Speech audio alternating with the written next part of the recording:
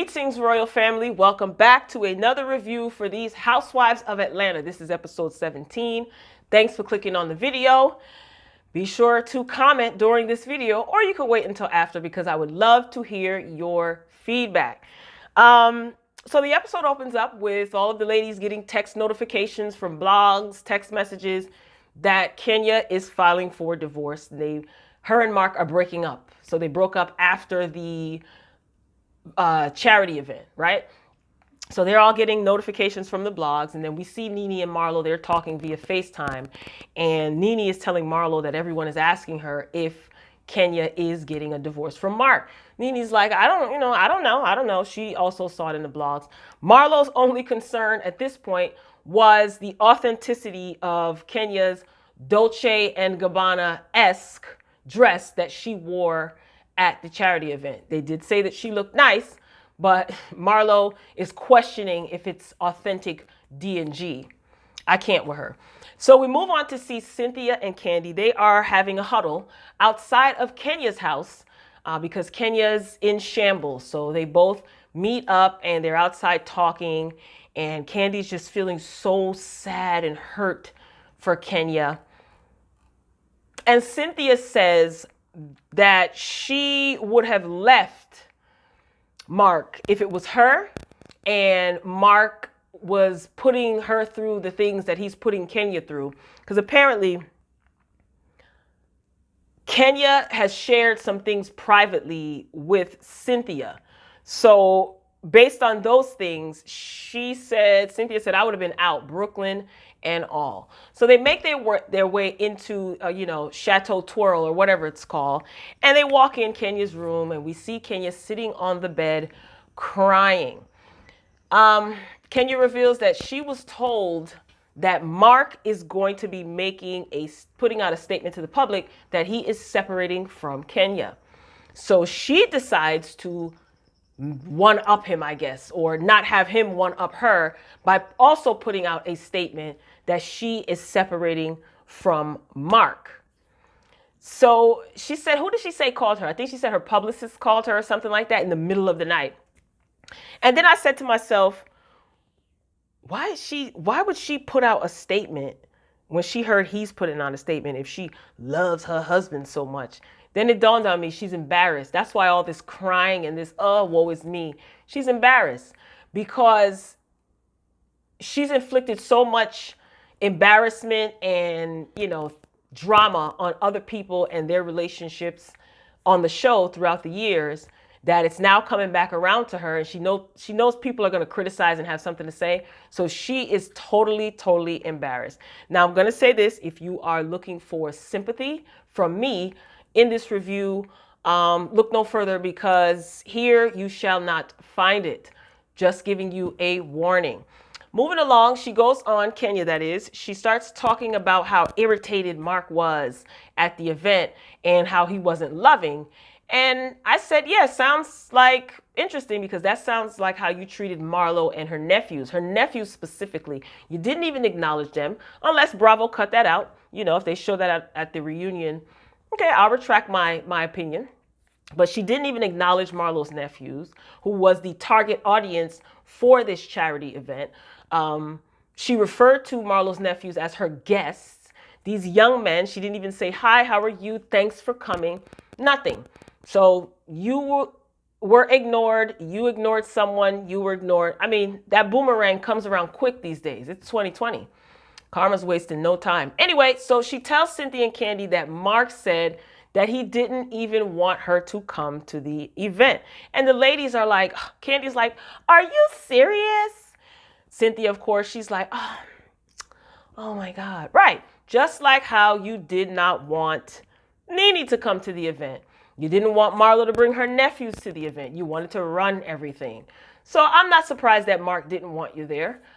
Who knows if he even really said that to her, but he probably did just based on his actions.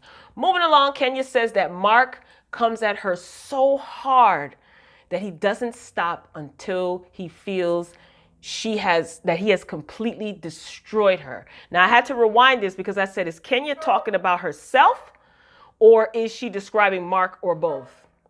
That's my dog. Forgive me. Let me see what he's up to. Okay, so at this point, Cynthia asks Kenya if she was afraid of Mark. Now, I don't know, Cynthia, I kind of know what you're trying to do. I don't know if the producers told you to ask that, because you seem to be taking a lot of direction and bad advice from the producers.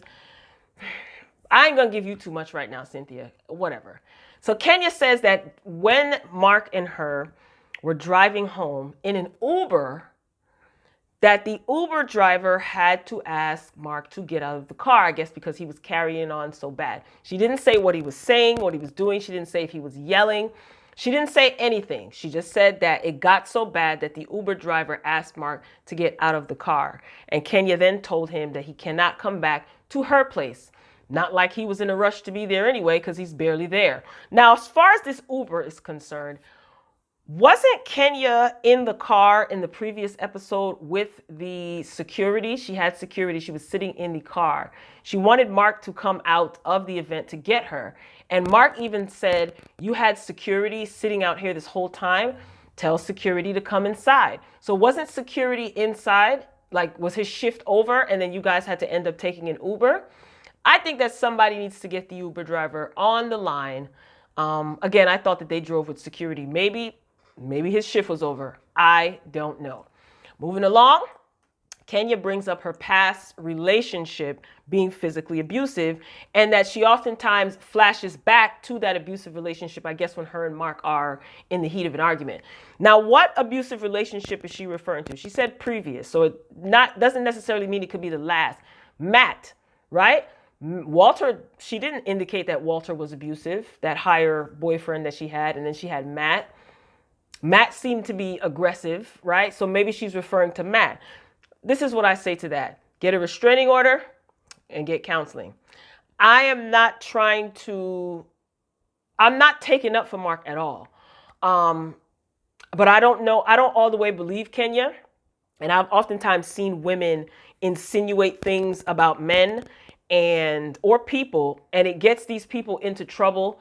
If it's not true, their character is defamed. They could possibly end up going to jail for something that they didn't do, all behind a woman's tears. I'm just saying. I'm just saying. I warned you guys. You guys are not getting any sympathy from me in reference to Kenya. I'm just saying. So Cynthia asked Kenya if she wants a divorce. Kenya said that she doesn't. She says she doesn't want a divorce. So this man belittles you according to you. He won't stop. He goes for blood when you guys are arguing. This makes you flash back. This triggers your previous abusive relationship, but you don't want a divorce though. I guess that title of being a wife is that much more important than your physical and mental health. Go ahead, Kenya, do your thing. Now, she said that there's other things going on. Now, just when I thought that Kenya was done with her BS and this scene was about to be over, nope, I was wrong. She claims that she has seen text messages in Mark's phone from a woman begging Mark to continue to have sex with her. So apparently they have some sort of sexual relationship. Kenya alluded to the fact that this has been going on prior to them getting married. She marries him and it's still going on. You guys tell me what you think about that, because this shifted real quick. Anyway, this narrative shifted real quick. She claimed that she told Mark, hey, communicating with another woman is inappropriate. This is what Kenya says. But he continued to do it. Kenya says that she called the woman and told the woman that if you come anywhere near my husband, I know where you live. Yeah, I called her. I might have got the words wrong, but I'm sure somebody will correct me. But she said those words, but maybe not in that order. She just basically said she knows where the woman lives, and she told her to stay away from her husband. So now you're Mike Tyson, Kenya. I thought you don't condone violence. You were also just crying 8 seconds ago. What happened? She was just talking about being triggered about a domestically abusive relationship. Now you're calling a woman, threatening her basically. I know where you live. Kenya, you need to warn us when your different personalities enter and exit the room. I would greatly appreciate it. But I'm keeping up. I'm keeping up. Now go back and watch Candy's face. Did you guys notice her facial expressions? She wasn't really saying much of anything. But her facial expressions just look like, girl, you didn't tell me about this storyline. When was this? Now, do I doubt that Mark is cheating on her? No. Anything's possible. But now that's the problem now. So there was issues before you got married.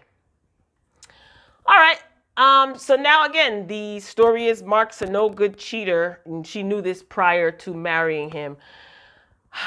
Kenya, why don't you just want to admit that that man doesn't like you? Again, I don't know if he's cheating. He could very well be, but he was cheating before you got married. So now you're a victim. You just don't want to admit that that man does not like you. You know it, but you're too embarrassed to admit it because you think people are going to clown you. The same way Marlo made a good point. Marlo said, if later on in the episode, if it was any one of us, Kenya would definitely take the opportunity to address it and bring it up and talk about it. I agreed. She said that Mark crossed the line with the way he talked to her. So he didn't cross the line when he was cheating and still communicating with this woman. But he crossed the line when he did something in the Uber that we still don't know what he did in the Uber. Not that she has to explain anything to us, but I thought that that was interesting. Like, what did he do in the Uber that you are trying to keep a secret, but you are open about him cheating with another woman before and after you guys got married? She then breaks down crying.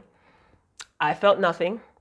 My tears were realer when I was reading my Mother's Day cards from last Mother's Day.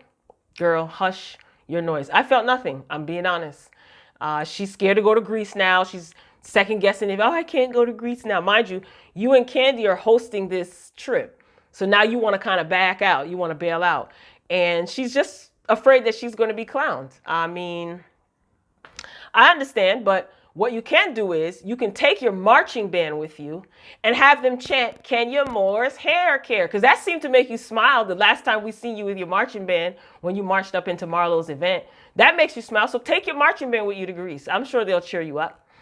Moving along, we're at the airport. So everybody is meeting up. You know, baby PJ is getting a stamp in her passport. And Miss Diane is coming along. I love it. So Kenya brought her, not Kenya, Portia brought her baby and she brought her mom. I think that was cute. Candy asked that, the ladies not discuss Kenya's divorce. And Marlo says, I probably won't be able to help that, and that's when she goes into saying if it was any one of the other ladies, Kenya would have definitely brought it up. She probably would have made light of it, made fun of it, made jokes about it. So Cynthia says, you ladies need to be sensitive to the situation. And Nene stated, which I agree with 100%. Well, she should have thought about that when she brought a woman in front of Tanya, and this is going to give her a good wake-up call. Perfectly stated. So they get on the plane, and 11 hours later, the ladies land safely in Greece. And we notice that Kenya is there. So she's talking to Candy. The ladies are, loading up or getting in their transportation, and she's outside talking to Candy. So she didn't want to be asked questions about her marriage. That's why she didn't travel with the other ladies. Again, she's embarrassed and she doesn't have a rebuttal for this. You know how she always has those snappy reads? She had nothing. She had nothing. So she wanted to travel without the ladies. So I'm sure Tanya felt the same way when you decided to interrogate and insult her and call her out her name. Anyway, so Kenya, she brought Brooklyn and a nanny along on the trip. Now, the nanny and Brooklyn will be staying in a separate hotel. The nanny and Brooklyn will be staying in a separate hotel, and Kenya will be with the rest of the ladies. They arrive at the villa and they take a tour. It's nice. Woo, woo, woo, woo. Then Kenya, she has to remind the ladies again that she and Candy are the hosts. So she is going to get the biggest room. She and Candy will get the biggest rooms. Kenya tells the women that they have to have these fun little competitions to bid for or pick their rooms. Now, again, these women just got off of an 11 our flight. Do you really think that they want to play games? But I think because they know what she's going through, they felt bad for her. So they just let her have that one, you know, because she likes to be in charge of everything. But the ladies were good sports about it. So I did like that. Again, Cynthia, she's trying to be peacemaker. And she thinks that she can get Nene and Kenya to talk just because Nene went through a divorce. If memory serves me correct, Cynthia, aren't you and Peter divorced? Didn't you and Peter go through a public divorce? So why you can't sit down and talk to your friend Kenya? Why do you need Nene to sit down and talk to Kenya? That doesn't even make any sense. That doesn't even make any sense. Two people who don't get along. Kenya's your friend, right? You know how much she despises Nene. So why would you do that? That's not a peacemaker to me. It seems like an ish starter. Let me know what you think. Cynthia, she goes to Nene's room. She asks her, hey, do you think you can talk to Kenya? And Nene doesn't have a problem with it. Nene was like, yeah, sure. You know, I just want to know if she's okay. And Nene says that she doesn't have to like someone to be genuinely concerned. Now, I can relate to that because I feel like, me personally, I don't have to like you to be concerned and to offer any assistance, minimal, if I can. You know, to me, it's no big deal. But anyway, Marlo, she's still trying to get information from Candy about the divorce. And Candy in her confessional is like, you know, she needs to relax and calm down. Candy, you're just happy to be a part of something. And your name and your marriage and Mama Joyce is not all up in the mix. You are another one. You're doing too much. So anyway, they all gather outside. They're getting ready for dinner. But they're all sitting outside. And Nene makes an attempt to try to talk to Kenya and says, hey, Kenya, do you still have your little dog, Cinnamon and Twirl, or whatever their name is? And then Kenya tries to act like she didn't hear Nene. I caught that snub. Then she answers her like she's being forced to answer. So Kenya says that she feels like the other ladies, aside from Cynthia and Candy, would stab her in the back when convenient. And I'm saying to myself, even Tanya, who would stab you in the back when convenient? That sounds to me like paranoia because of all the things that you have done to them. So you're afraid that they're going to keep that same energy with you. But no one was on it like that throughout this trip. I think everyone was courteous and compassionate. No one made fun of her. No one threw shots at her or anything. And she's expecting that because that's exactly what Kenya would have done. Let me know what you think. Yeah, like Tanya, for example. What has Tanya done to Kenya that Kenya would feel that Tanya would stab her in the back? Because she said that Cynthia and Candy are the only two people that wouldn't stab her in the back. Girl, stop trying to make sense out of Kenya. Anyway, so Marlo, they're all sitting around there eating, they're talking. Candy's talking about her upcoming role. Marlo ends up, because nobody wanted to hear about that, so Marlo ends up, wanting to have a toast to Candy and to Kenya. And Nene addressed Kenya at the table. This is the second time she's trying to, talk to her, socialize with her, and says that, I know we have our differences, but I'm genuinely concerned, and I want to know if you're genuinely okay. Kenya shows her appreciation to everyone. She goes around the table. She didn't even say thank you, Nene. She goes around the table. She mentions who she mentions. She says, thank you for reaching out to me to this one. I appreciate you being nice to me, Marlo and Tanya. I appreciate you being there for me, coming to see me. And she totally snubbed Nene. She didn't say anything. She snubbed her completely. She didn't even say thank you. And then went around the table and said everything. She just ignored what Nene said and started to give her speech and intentionally ignored Nene. And this is who deserves sympathy in this particular situation. Yeah, right. Now, I've said before in reference to Nene extending this olive branch to Kenya, don't expect anyone to receive this olive branch just because you're extending it. I don't think Nene owes Kenya anything, and I don't think Kenya owes Nene anything. So I understand it looks bad. It does, and it's a shame because no one called her out on it. No one. Marlo tried, but no one called her out on it in that moment. No one. I wasn't expecting Cynthia to say anything. whatever. But Nene, goes for anybody. You know, you could be ready to make amends, but that person doesn't have to accept that olive branch. They don't have to accept it. I mean, Kenya's just nasty by nature, right, on the show. So I wasn't expecting much from her. So Nene's just like, whatever. You know, she doesn't say anything. She doesn't say, Kenya, you didn't mention me. Keeps her composure, keeps her cool. And I know that Kenya was doing that to get under Nene's skin. But Nene, you played it cool, even though you're not going to next episode. But that's okay. You played it cool. It's all good. So Kenya starts crying. And at this point, Marlo gets up to console her. And Kenya says, I know he doesn't really want a divorce. I don't want to, but I don't know if there's a way out. What the hell does that mean? What does that mean? Anyway, so they're all getting up. And Cynthia, she has to wash the dishes because that was one of the, I guess, challenges that she picked or whatnot. Anyway, so Cynthia, she gets everyone to leave and she tries to get Kenya and Nene to stay and fellowship. This is what she says. Again, Cynthia and her dumb ideas. I don't get it. Nene is down. She's like, I'm down to fellowship. Kenya is not. She says she's going to sleep. Then she says she has to go check on Brooklyn, which maybe editing showed that she did, you know, they left out that she did. I'm getting all tongue-tied because it's just like so much that I want to say, but I have to watch what I say. Anyway, I didn't see her check on Brooklyn, but whatever. Anyway, so Kenya gets up. She goes in the kitchen. Remember now, Brooklyn is in another hotel with the nanny. So Nene in her confessional says, she says it with her teeth and gums and all her might. F Kenya and her bad skin. Candy, she addresses Kenya like, hey, you know, why didn't you want to sit down with Nene?